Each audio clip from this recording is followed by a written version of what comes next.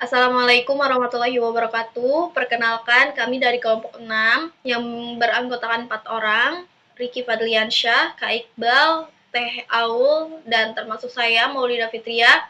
Namun pada malam ini, pada presentasi kali ini, kemungkinan ada trouble di 2 orang lainnya yang hadir kali ini, yaitu saya dan Teh Nurul Aulia. Pada mata kuliah ini saya dan teman saya mengambil judul dengan judul analisis sentimen ulasan produk marketplace menggunakan TF-IDF dan naive Bayes. Lanjut. Perkembangan marketplace ini menyebabkan meningkatnya jumlah ulasan pelanggan terhadap produk yang dijual. Ulasan tersebut itu mencerminkan tingkat kepuasan atau ketidakpuasan pelanggan. Di marketplace ini jumlah ulasan ini menyulitkan penjual untuk melakukan analisis secara manual. Oleh karena itu, diperlukanlah sistem analisis sentimen untuk mengklasifikasikan ini ulasan yang baik atau ulasan yang negatif, kayak gitu. Lanjut. Lanjut ke dataset.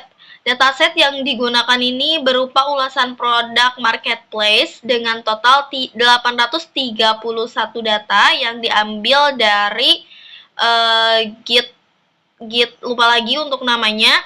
Dan dataset ini terdiri dari 2 kolom, yaitu review sebagai teks ulasan dan label sebagai penanda sentimen, di mana label ini bernilai 1 menunjukkan sentimen positif dan label bernilai 0 ini menunjukkan sentimen yang negatif. Lanjut. Pada tahap NLP ini dilakukan meliputi lower casing, yaitu pembersihan teks dari simbol, angka, dan emoji tokenizing, stop word removal menggunakan bahasa Indonesia, serta stemming menggunakan library Sastrawi. Lanjut.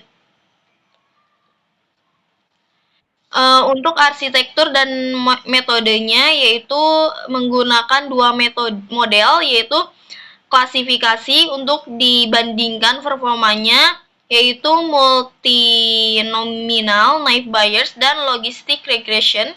Kedua model ini menggunakan metode ekstraksi fitur TF-IDF untuk mengubah teks ulasan menjadi referensi numeriknya. Dan evaluasi model ini dilakukan menggunakan metrik akurensi, precision, recall, V1 score, serta confusion metric. Hasil evaluasi ini menunjukkan bahwa model logistic regression ini memiliki performa yang lebih baik dibandingkan naive Bayes kalau dalam mengklasifikasikan sentimen ulasan produk marketplace-nya. Dan model naive Bayes ini menghasilkan akurasi sebesar 92,81%, sedangkan logistic regression ini memperoleh akurasi yang lebih tinggi. Dan hasilnya itu dapat dilihat dari gambar yang tertera di PPT. Boleh di scroll, Kak. Nah, ini untuk hasilnya, perbandingan antara 2 evaluasi. Untuk evaluasi naive Bayes itu tuh menghasilkan sebesar 92,81%. Sedangkan yang mengambil logistik itu tuh memperoleh akurasi yang lebih tinggi dibandingkan naive Bayes. Seperti itu. Lanjut.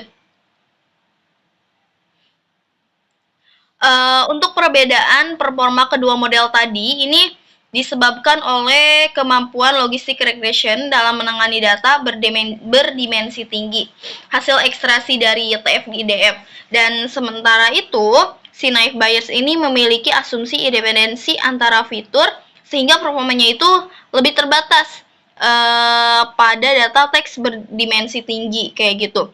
Untuk kesimpulannya itu, Sistem analisis sentimen ulasan ini berhasil membangun menggunakan teknik NLP, dan metode yang digunakannya itu TF-IDF dalam mempresentasikan teks dan model logistik regression ini memberikan performa yang lebih baik dibandingkan knife buyers. Dan sistem ini dapat membantu penjual dalam memahami kepuasan pelanggan berdasarkan ulasan, dan ulasan itu bisa berbentuk 1 dan 0. 1 itu untuk ulasan yang positif, dan 0 itu hasil ulasan yang negatif.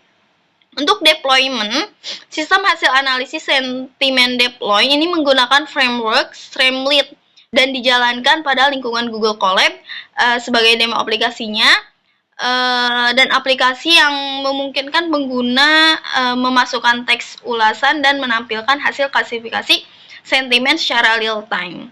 Seperti ini. Boleh di-scroll. Nah, ini untuk hasil akhirnya, namun saat ini belum bisa diaplikasikan karena beberapa trouble yang kita miliki, terutama di medianya seperti laptop.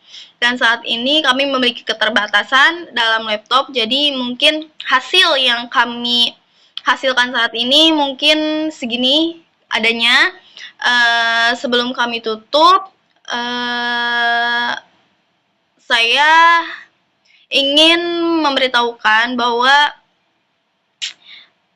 pada malam ini, pada presentasi kali ini, teman saya belum bisa ikut presentasi dikarenakan ada trouble juga dari teman partner saya sendiri. Dan saya juga ingin memohon maaf apabila ada kesalahan ataupun ada